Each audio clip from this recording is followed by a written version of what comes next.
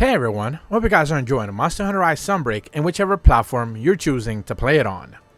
And today we're going to be checking out the fact that Capcom went ahead and dropped the very first of several brand new event quests that we are going to be getting as part of the 5th free title update. Now the interesting thing is here that the mines have already kind of shown us that there's going to be only about a handful of quests so far.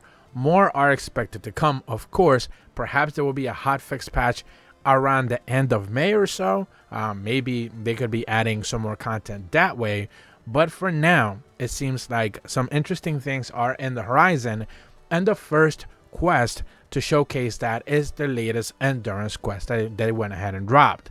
If you still don't necessarily know how to get your hands on any sort of event quest, downloadable item packs, or any brand new weekly rewards, all you need to do is make your way down to a Steelworks or to Elgato, speak to the courier cat, go all the way down to the add-ons options, and claim anything, any item pack, any event quest that's labeled in white.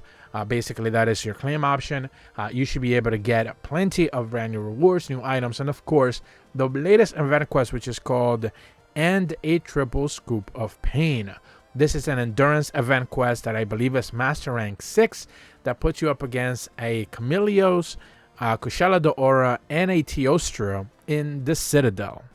Usually we don't get to see all three elders kind of like fight together, but this time around they certainly do. And one of the things that I did notice in the quest itself, since you're most likely going to be doing it a couple of times for the actual rewards, is the fact that they're actually going to be looking for each other in the turf, whatever it is that you're fighting it. If you're fighting it by the castle area where Malzeno usually hangs out, you're going to notice them kind of like one of them will eventually gravitate towards that area, and then another one will quickly follow. If you're fighting around the central arena, you're going to notice that eventually one of them will gravitate towards the center and another one will follow. It's pretty interesting to see how these are always kind of like looking for each other, and of course they'll start fighting each other, which could trigger plenty of options for you to be able to mount them and do some extra damage.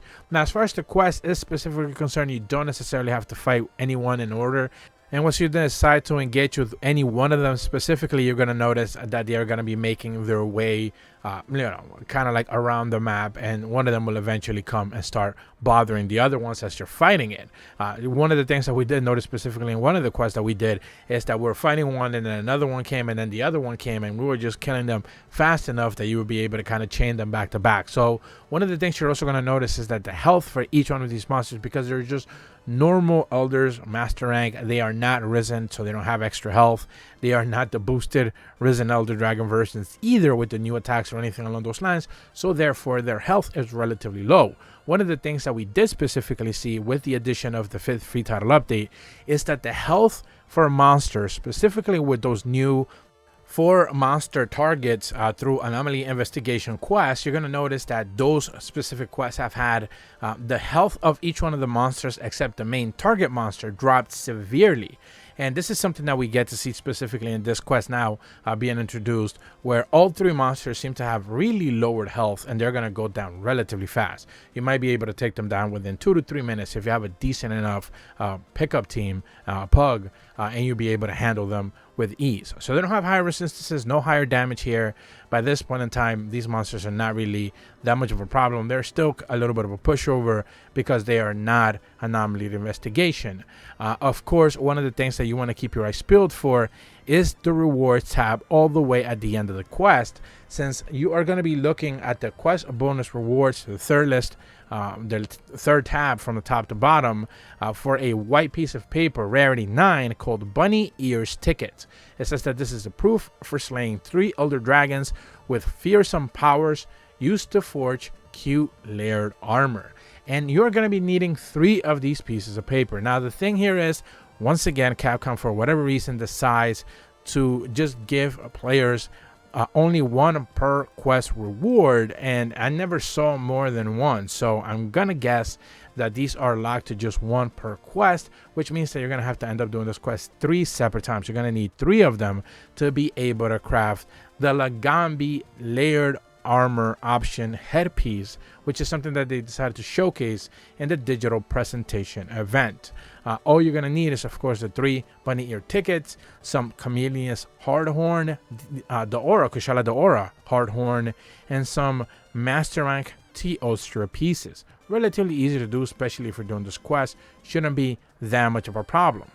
And once you do, you're going to be able to have your brand new Lagambi ears. Now, these are just, you know, silly little layered armor options. They're not really a full armor set or anything like that. Of course, they don't have stats or anything along those lines, but it's pretty nice to have at the end of the day for those, you know, fashion hunters that try to have some interesting looking armor sets and try to go the cutesy route.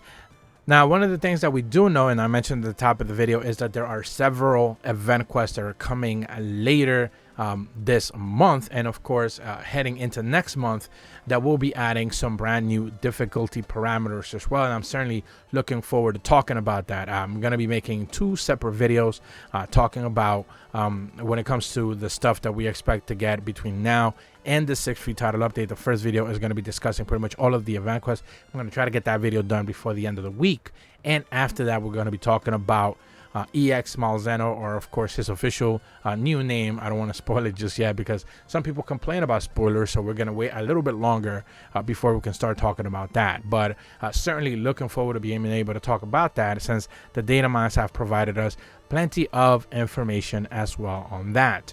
Another thing that I wanted to quickly follow up on before I end this video is that people have been asking me what is going on with the Monster Hunter Now beta. And I do want to make a separate video on that, maybe add some more details, since just yesterday I put up a video discussing the closed beta going live, but more invitations are being handed out by Capcom. More, and Niantic, they're putting out more information on that through their social media pages. Maybe I'll make a follow-up video once they start dropping more invitations. They did say that in May more invites are going to be going out and more players are going to be able to get invited into that original 10,000 player pool, which didn't necessarily seem like a lot. Hopefully more players can get their hand on beta access and finally be able to see the game itself. There have been some, of course, you know, posted videos already of gameplay and stuff like that. I can't necessarily show that here because I don't want, you know, a copyright strike or anything being, you know, thrown into my channel unnecessarily for showing that.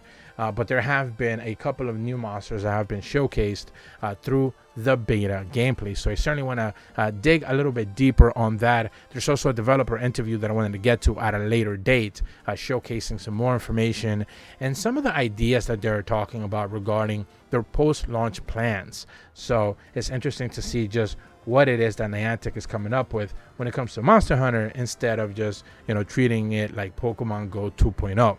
But that's about all the information that I have for you guys today. If you're brand new to my channel, be sure to leave a like and subscribe. Hit the bell to receive notifications when the videos go up. And as always, thank you so much for watching. See ya.